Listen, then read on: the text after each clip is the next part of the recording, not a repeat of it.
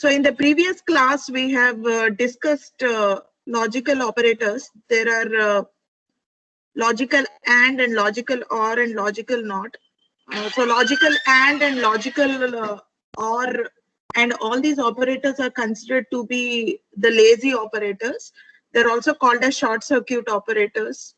Why? Because in logical and what happens is if the first state condition, okay, so in the expression there will be two conditions.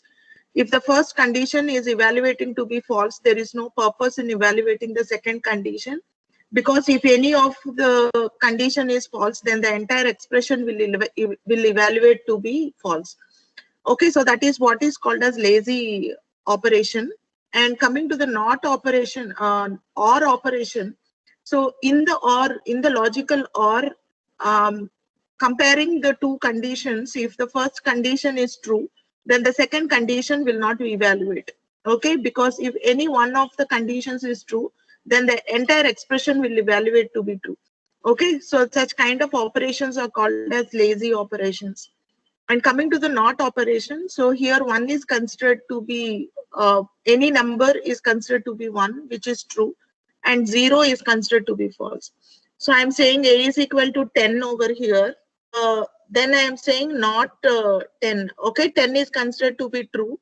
So not true is false. So the output when I print B, it will be false. Okay, so this is the not operation. And remember girls, the one thing that you need to keep in mind is I am giving a not over here. I am not giving this symbol. Okay, so I just gave a not over here. Okay, fine. And in the next case, so this is the truth table for the not operation. So if it is true, expression is true and you're saying not true, then it will be false. If it is false, then not false will be true. Okay, so here I said A is equal to 0. Then I'm saying not A, which is true. So the answer will be true. Okay, so these are all the logical operators. Next comes the membership operator. So there are two kinds of membership operators, which is in and not in. Okay, so what is the purpose of in operator? Okay, so where this is used, these operators, okay, so these operators check for membership in a sequence of a string, in a string, in list, and in tuples. Okay, so you can pronounce it as tuples or you can also pronounce it as tuples. Both the things are same, which means that it is the collection of members, or in database management system, or in those concepts, tuples are considered to be rows. Okay, so any row is considered to be tuple. Okay, right. Now coming to the in operator. The operator returns true. Okay, so this in operator returns true if the variable is found in the sequence. Okay, so if it is not found, it will return false. If it is found, it will return true. Okay, so here we are considering a list for the example. So what is a list? I will also explain you the list in the subsequent slides.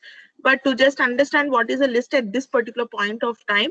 Okay, so lists are used to store multiple items in a single variable. They are similar to your arrays and all that, but there is difference between array and list. We'll see that. Okay, lists are created using square brackets. Okay, so we'll be creating the list by using the square brackets. They are mutable. Okay, so lists are ordered. They're changeable. Changeable means that they are mutable and they allow duplicate values also. So this is the concept of list. Okay, we'll take the list example and check for in and not in the list. Okay, so here you can see, friends, that I said x is equal to square brackets. Okay, so this is a list. Okay, since I gave a square bracket, it is a list. And there are four elements over here, 1, 2, 3, and 4. There are 4 elements. And then I said print 2 in x. So what is the in? In is the membership operator over here. So in will check whether this 2 is present in the list or not. If 2 is a member of the list, then it will return true, else it will return false. So 2 is a member of this particular list. 2 is a member means that 2 is present in the list. So it is giving me a true over here. Okay, right. and this is in operator. Now coming to the not in operator, so the operator returns true if the variable is not found. Okay, so it returns true. If it is found, it will return false. Okay, so 2 not in X, so it is false because 2 is present in the list, so it is saying it is false. Okay, so if it is not present, then it will say it is true. For example, I just wanted to show you that also, so I gave you an example here. 8 is not in the list, so that's why it is saying true. Okay, so these are the two membership operators, and this is how you will be using them in program. Okay, and see the spelling and all that. So we are saying not and then a space and in and all that. Okay, right. Next comes the identity operators. So everything in Java, everything in Python is an object. Okay, so everything in Python is an object, and each and every object will be having some ID. Okay, so reference ID will be there. So we are actually checking the ID over here. Okay, so Python supports two types of identity operators. The first one is and is not. Okay, so identity operators are there. Membership operators are in and not in. Okay, so identity operators are and is not. Okay, so coming to is operator, so it returns true if operands or values on both sides of the operator point to same object. Okay, so if they point to the same object, it will return true, else it will return false. Okay, so what does it mean by pointing to the same object? Pointing to the same object means that the IDs of both the variables. Okay, so if the reference ID of both the variables is same, then it will return true, else it will return false. What does it mean by ID? As I said, like each and every thing in Python is an object. Each and every object will be having its own unique ID. And we'll be comparing this ID if it is same or not. And it will be different for each time of execution. Okay, right. Sometimes it will be same, sometimes it won't be same. When it will be same is when I said like strings are immutable, I gave you, I talked about a concept which is strings are immutable. In that case, what happens is, for example, let me just give you an example. I'm saying, okay, I'll show you the example here. Okay, so we'll just see here when it will be equal and when it won't be equal. So see here, this is the code that I have written. Okay, so in this code I said A is equal to Sudha. So this is a string, right? And imagine that this is the memory of your Python. Inside the memory of your Python, what happens is there will be a string pool. Okay, so there will be a string pool. Okay, so string pool will be there. So inside the string pool, what happens is Sudha will be created. Okay, and this is the object. What is Sudha? Sudha is the object. Okay, Sudha is the object. And what happened? We gave a reference variable A over here. So A will be pointing to Sudha now. Okay, so what is A? A is the reference variable. Okay, reference variable. A is considered to be the reference variable. These are the terminologies of the classes and objects. So I'm just giving you that once again. Okay, so here the object is Sudha is object and A is the reference variable. Now in the next step of the line, this is the sequential execution. So in the next step of the code, what I said is I said B is equal to Sudha. And this Sudha and this Sudha are same. Now what your Python will do is, interpreter will do is, it will check in the string pool whether the same kind of object is existing. Okay, so Sudha is already existing in the string pool. So what it will do is it will assign this reference variable also to Sudha. Okay, so this kind of mechanism will happen internally. Okay, so which we won't be knowing when we write the code, but this will happen internally. So now when you check the ID of A and the ID of B, now what happened? Both the IDs are same over here because both the reference variables are pointing to the same object. So the ID is same. Okay, so that's why this both IDs are checked over here. So now I have written a print statement here that ID of A is this and ID of B is this. Since both are same, now it is saying A. When I say A is B, okay, it means that I want to check the ID of A with ID of B. So it is returning a true here for me. Okay. And the ID may be different for different executions. Okay, for the first execution, the ID is something 14044 and last 44 and all that. But maybe for the next execution, the IDs may be different. Okay, and coming to another case where the IDs are different. So here in the objects are different. Seenu is different and Sudha is different. So two different objects are created. So when I say A is B, update అవ్వదు చెప్తున్నాం మనకి in case మారడం కనిపించేది అక్కడ update అవుతుంది screen. అమ్మ మీకు screen కనిపించకపోయినా update అవ్వకపోయినా నాకు కొంచెం చెప్పండి మ్యామ్, కనిపించట్లేదు అని. ఏమా స్క్రీన్ షేర్ అవ్వకపోయినా? Okay ma'am. Okay, right. Okay, so this is the case where we are having two different objects. ఇక్కడ ఆబ్జెక్ట్ అంటే ఏంటి నాన్న? ఆబ్జెక్ట్ అంటే సీను అంటే ఒక ఆబ్జెక్ట్, సుధా అంటే ఒక ఆబ్జెక్ట్, ఏ బి అనేవి రిఫరెన్స్ వేరియబుల్స్ అన్నమాట. So here two different objects are created, Seenu and Sudha are created, and the ID of A is different and the ID of B is different. So when I say A is B, then it is saying false because they are not same. It is just checking the equality between the IDs of the objects. Okay, right. And next is the case where I just have checked it for the integers. So A is -5 and B is -5. So you can also apply it for this also. So the ID, because everything is an object in Python, so both are different. So it is telling it is false. Okay, so it is just checking an equality check between the IDs. Okay, so next is a case wherein we are saying not A is not B. Okay, so A is not B will return true. Obviously, it will return true. Okay, so I am saying not. Yes, it is not. So the answer will be true. Okay, right. This is how you will be using not. Is not. So if A is not B, then it will return 1. 1 means true. Okay, so if, or else it will return false for us. Okay, so since it is not, it is telling true.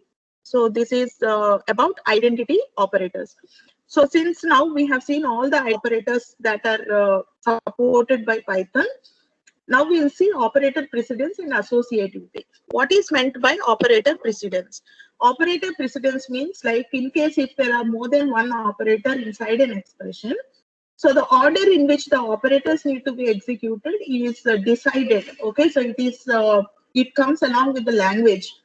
Say it is C language or Java or Python or C++ or C hash or anything. Operator precedence is the rules that comes with the language itself. Okay, so they are similar to the mathematical evaluation. So in mathematical evaluation, we say BODMAS, right? Okay, so BODMAS is the formula that we generally use for calculating any mathematical expressions, wherein brackets are evaluated, then of, then division, multiplication, addition, and subtraction. This is the order in which the operators will be evaluated in mathematics. Generally, in a similar way, like you also have this operator precedence in this particular language as well, which comes along with the language. Okay, so that's what I just wanted to tell you. So it comes along with the language. Now, what does it mean by associativity? Okay, so associativity means that in case if there are similar expressions which similar operators, like I'm having a plus and then I have plus and minus, then I have some division and multiplication. So these operators have got the same precedence. Okay, so when they have got the same precedence, then how they need to be evaluated in an expression is called associativity. Okay, so the associativity is from left to right. Okay, so if the operators are having same precedence, then the operators are evaluated from left to right. Okay, operator precedence, then we'll see a table for that. Okay, so when an expression has more than one operator, then it is the priorities of the operators, okay, with respect to each other, that is determined the order of how they are evaluated in an expression. Okay, for example, so I am taking an example over here. So we are having 10 plus 40 into 7. So here, since star is having higher priority than plus, first multiplication takes place. Okay, so first this operation takes place because star is having higher precedence, and for 280 is got 40 into 7, and then next operation happens, which is plus 10, and I'll get 290. Okay, so if you want to change the order of this particular precedence, for example, I want this operation to happen. So I'm saying 10 plus 40 into 7, right? So I want, say, okay, say if, for example, I want this 10 plus 40 to happen first, even if it is having lower precedence than star. You want this to happen first. That you can do it by putting it in parentheses. Okay, so parentheses are used to give higher priority to the operators with lower priority. Okay, so when you do this, what happens is 10 plus 40 will happen first, and then multiplied by 7 will happen next. Okay, so that's how you can change the priority of the operators. Okay, so this is the operator precedence table. So you can see that exponential is having the highest priority. So the priorities are from top to bottom. So this is having the higher priority. Okay, so higher priority, and this is the lowest priority. Okay, so that's how this table need to be understood. So then you have a complement, unary, positive and minus. Then comes the multiplication and division, modulus and floor division, then addition and subtraction, then right and left shift bitwise operators, and bitwise and or and regular or, exclusive or and regular or, and then comparison operators, less than, greater than, equal to, less than, equal to. And coming to the equality, okay, so this symbol over here and this symbol both are considered to be same. Not equal to, you can write it in this way, or you can write it in this way. Some versions support this kind of expression, some versions do not support. Okay, both are same. To give you the way of writing, I have written here. Okay, so not equal to can be written in that both the ways. Equal to and not equal to are the equality operators, and then you have this compound assignment operators, which are assignment, and then all the compound assignment operators, and then comes the identity operators, is and is not, then the membership operators, in and not in, and finally the logical operators, not, or, and. Okay, so this is the operator precedence, and this you have to by heart, no other go, because this comes along with the language. Okay, so you just need to know this precedence so that your expressions can be evaluated correctly. Okay, right. And coming to the associativity is from left to right. Okay, when this associativity comes into the picture is when you are having the operators with same precedence, then you will be evaluating them from left to right. Okay, so here tell the answer for the, I already gave you the answers here, because this is a PPT. I have converted into the PDF, so the answers also has appeared in the PDF. But anyways, okay, so when I said 40 plus 20, and I have put it in the brackets, it means that this has to evaluate first. So what will happen is 60 into, and then this will evaluate. Okay, so which is 3, and I'll get 180. And this is again another operation, and this is another operation. So wherein I am saying this has to happen first, and this has to happen first, and all that, and then this is happening. Okay, so so this can be understood. Okay, so this is how the expressions are evaluated, and you can actually give more priority to the operators which are having lower priority by putting them in brackets. Okay, how the Boolean expressions are evaluated. So as you can see here that there are two operators here. The first one is, there are two operators here. The first one is equal to and or.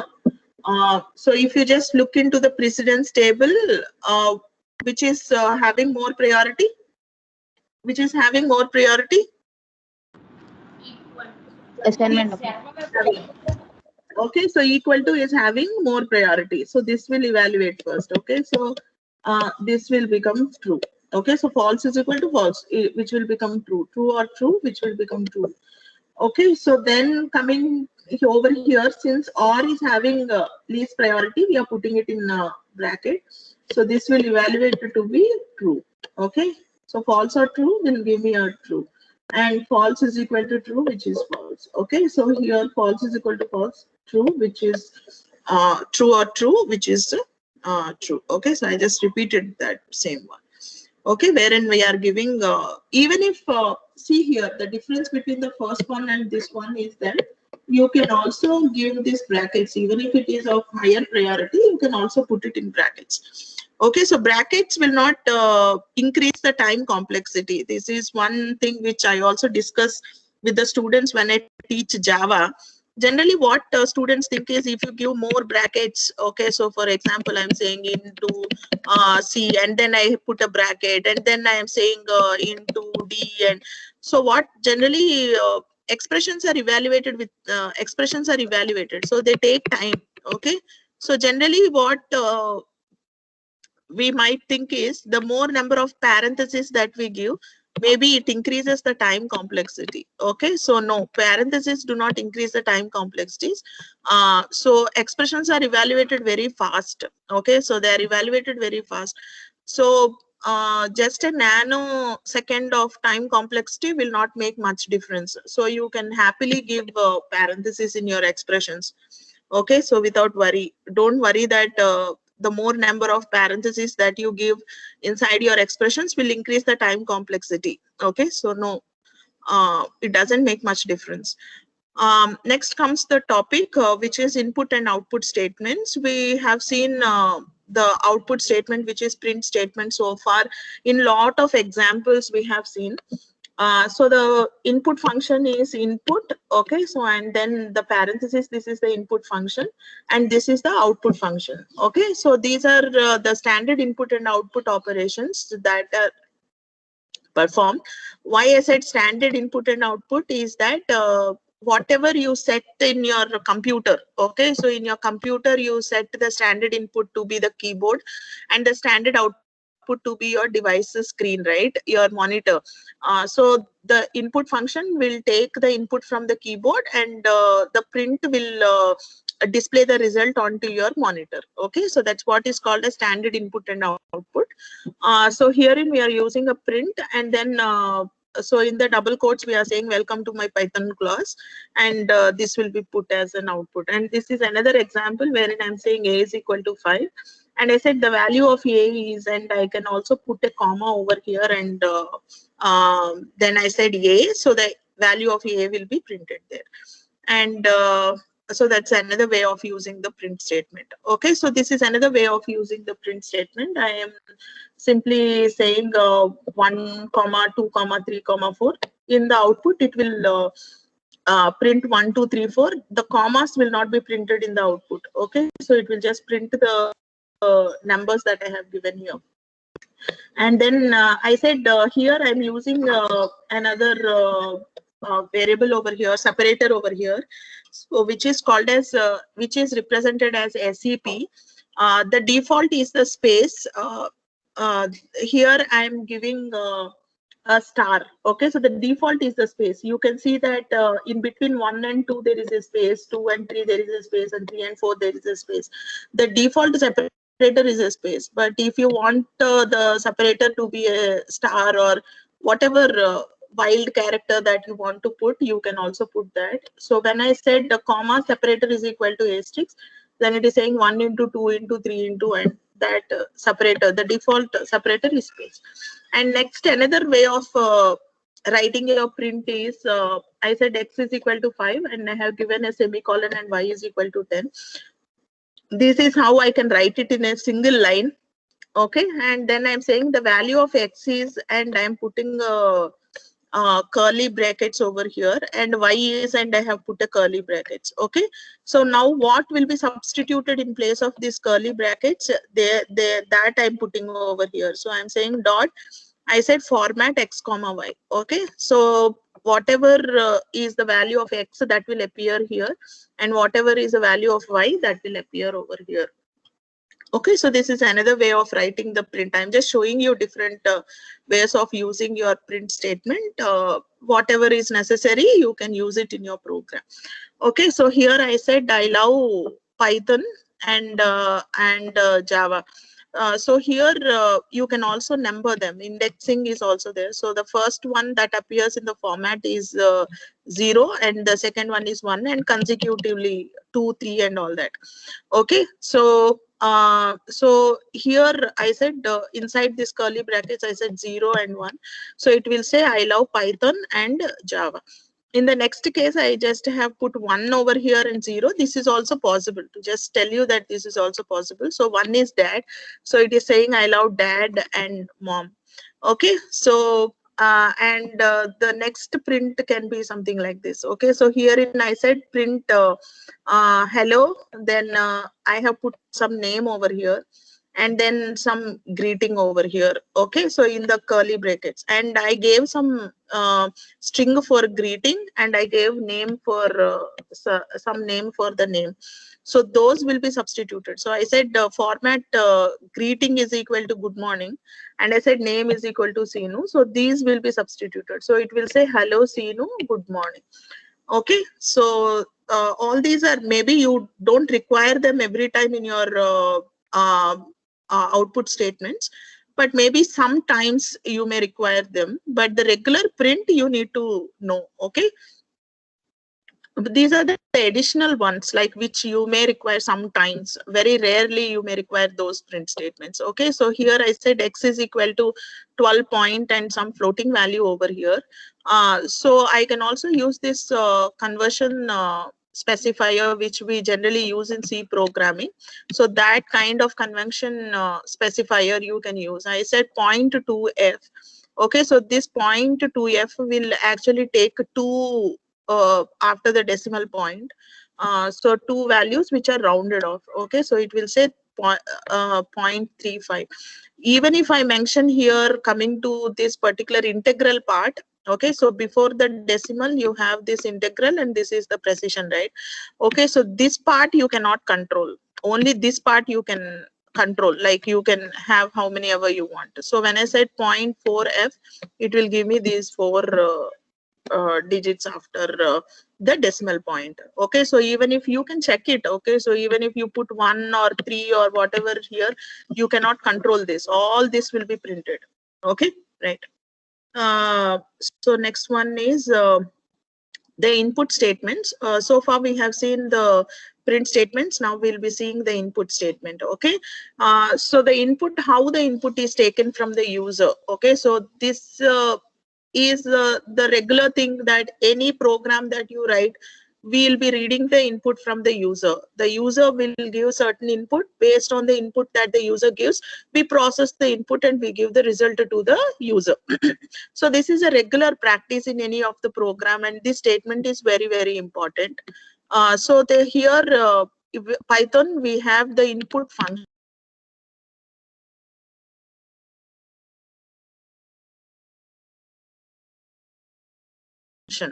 Okay, so the input function takes, and what is the syntax of the input function?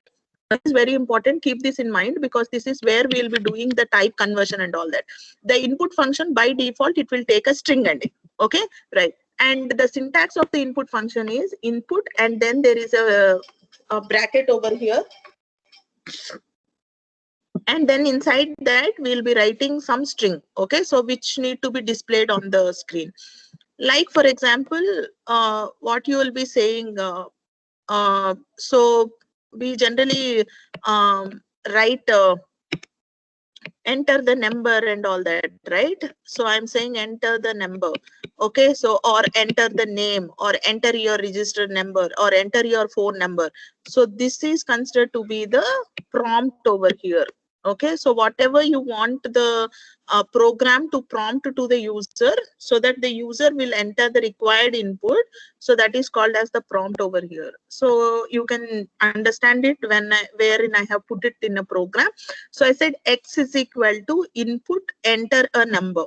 Okay, so I said enter it, and this input is a function. So input is a function. So since it's a function, there are parentheses over here. Okay, and whatever you want to write, the string is written over here. So this will be displayed on the monitor for you. Okay, okay, so this enter the number will display on the monitor. So you can see here it is saying enter a number. So this 77 I have given. Okay, so this 77 I have given. So when I give this 77, so what will happen is x will be will be having 77. So the assignment operator, so this 77 will go and sit in this particular x over here. So when I print x, 77 will be print on the screen for us. So this is how you will be giving the input. You'll be taking the input from the user by using the input function. And herein I have taken two numbers from the user. I just want you to guess the output. Maybe you might have already seen the answer, but still we'll try to guess it. Okay, so x is equal to enter the number. So say I have entered some 5. Okay, and then I'm saying y is equal to enter a number, and then I printed the number. So 5 will be printed on the screen. So enter a number. So say I have entered 4. Okay, so 4 will be printed on the screen. Now I'm saying print x plus y. What will be the answer? 54, ma'am. It will be 54. Wonderful, very good. Okay, because as I said, like input function will be taking a string. Okay, so input function is taking a string over here. So 5 is considered to be a string and 4 is considered to be a string, and inside the print statement it will consider 5 as a string, plus is concatenated. So what it will do is it will print 54 on the screen for me. Okay, so please do take care that the input function will take a string for you. So here I have given 8. Okay, so you can see the output that I have given 8 over here, and I have given 7, and the output of it is not 15. Okay, so don't think that 8 plus 7 will give me a 15. No. Okay, because here the input is taken as a string, it will just concatenate it. So it will say 8 and 7. So in case if you want to add 2 integers, then what should I do? Okay, by taking it. So this is wherein your type conversion comes into the picture. So this is what is called as explicit type conversion. Explicit type conversion, there are two type conversions. The first one is implicit type conversion, which you already have seen in C programming.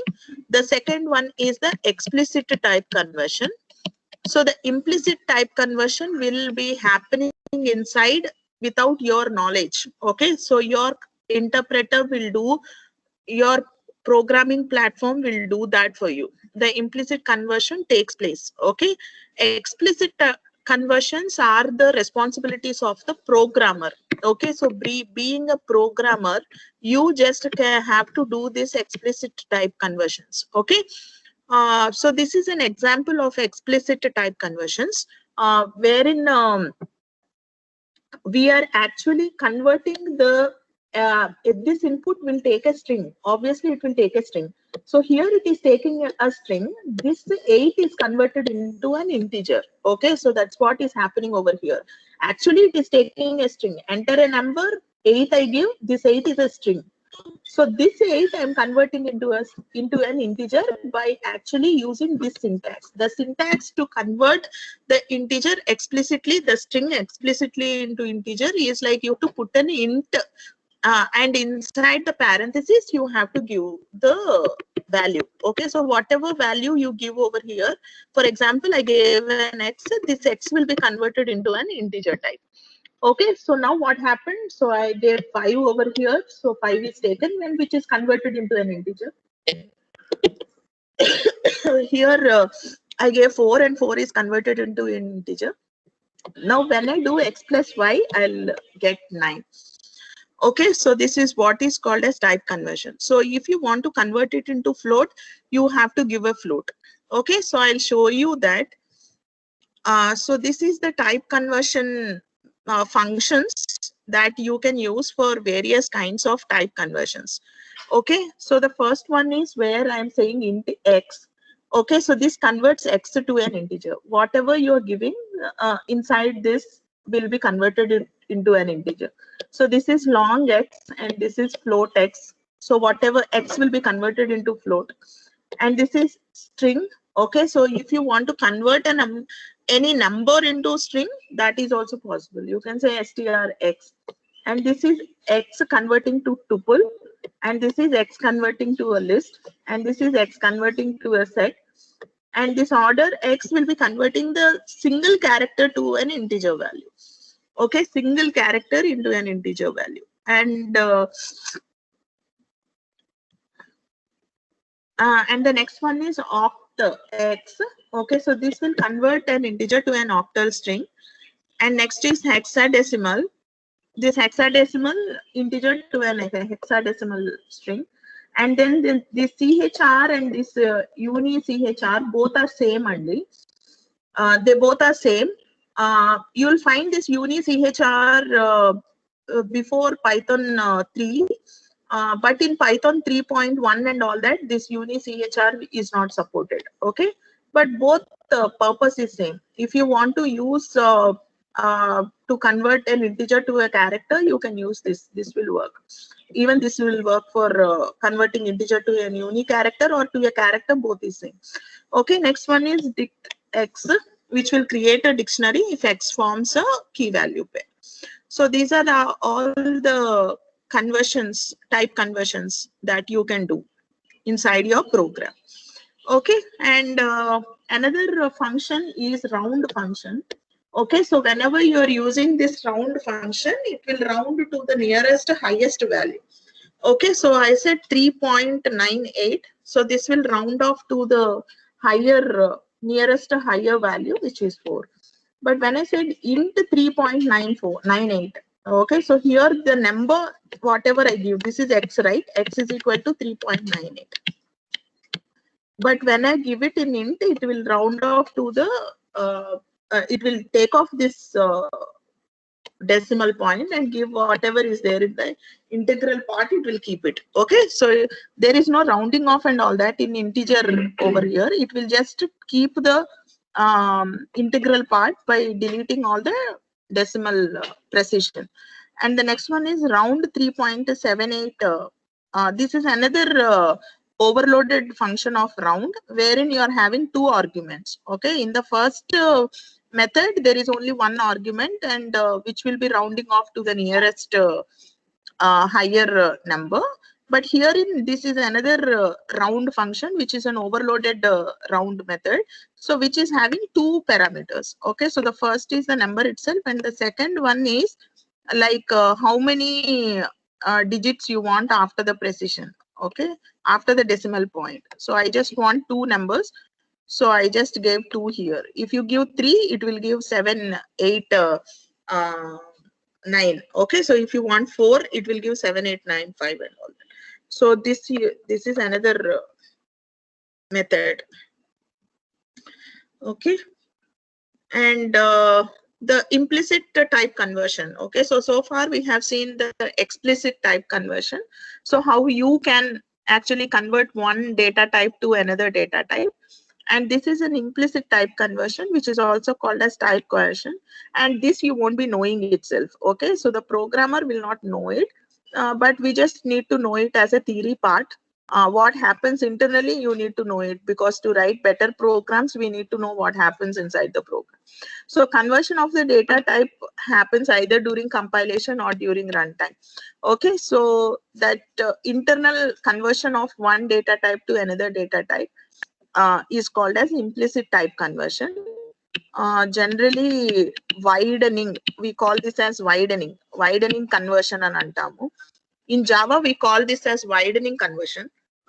Widening conversion is the implicit conversion. Okay, so what is meant by widening is that generally the integer, if you just take two kinds of data types, say I'm having two data types, integer and float.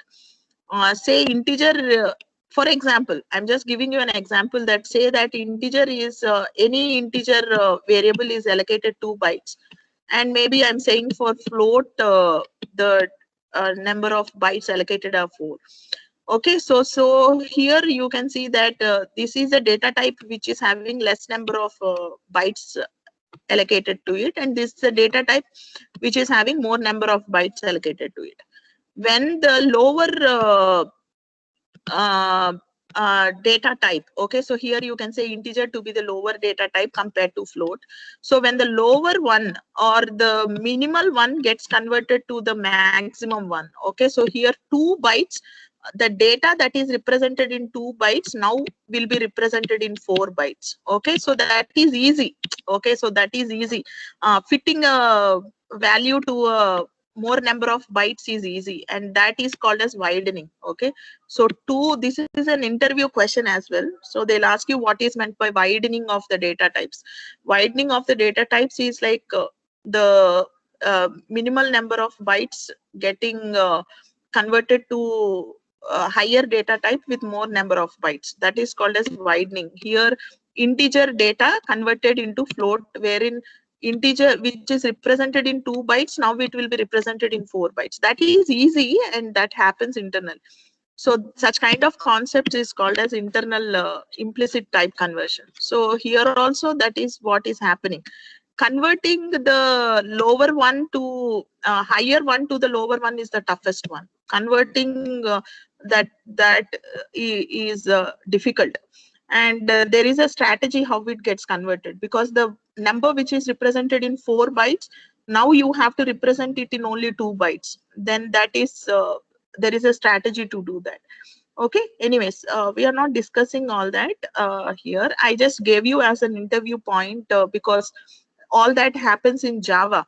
Okay, and so I just wanted to tell you the widening and the narrowing of the type conversion.